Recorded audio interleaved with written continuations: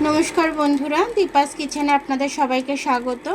আমি আজকে ফুলকপির পকোড়া করব, সেটাই আপনাদের সাথে শেয়ার করব। তো চলুন ফুলকপির পকোড়াটা কী করে করি আমি একটু দেখে নিই। আর আমি এখানে জল গরম বসিয়েছি, এটার মধ্যে আমি ফুলকপিগুলো দিয়ে দিলাম।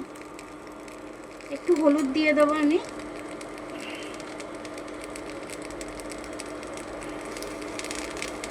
নুন দিয়ে দিচ্ছি, নুন দিয়ে আমি এটা সেদ্ধ হতে দেবো। সেদ্ধ বলতে হালকা গরম করে নেব, গরম করে নিয়ে আমি এটা নাবিয়ে নেব। আমার এটা ভাবানোটা হয়ে গেছে, আমি এবার জলটা ফেলে দেব। বেসন আর চালের গুঁড়ি আর কর্নফ্লাওয়ার দিয়েছি এর মধ্যে, দিয়ে একটু লঙ্কার গুঁড়ো দিয়ে দিয়েছি, একটু হলুদ গুঁড়ো দিয়ে দিয়েছি, দিয়ে এবার আমি জল দিয়ে এটা গুলে নেব। রেখেছি, এবার দেখছি আমি কপিটা দিয়ে, যদি না হয় একটু জল দেবো আমি।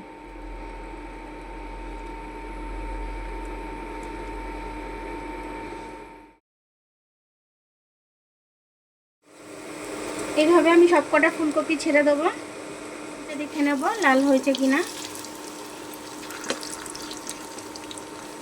প্রত্যেকটা এইভাবে আমি উল্টে দেবো। এবারে পকোড়াগুলো আমার ভাজা হয়ে গেছে, আমি এবার পকোড়াগুলো তুলে নেবো এক এক করে। তেল ঝরিয়ে ঝরিয়ে তুলে নিচ্ছি আমি।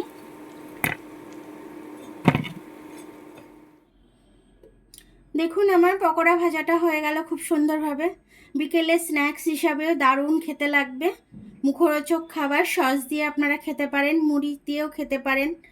বিকেলে চা একদম জমে উঠবে, চায়ের আড্ডা ভালো, খুব ভালো জমে উঠবে।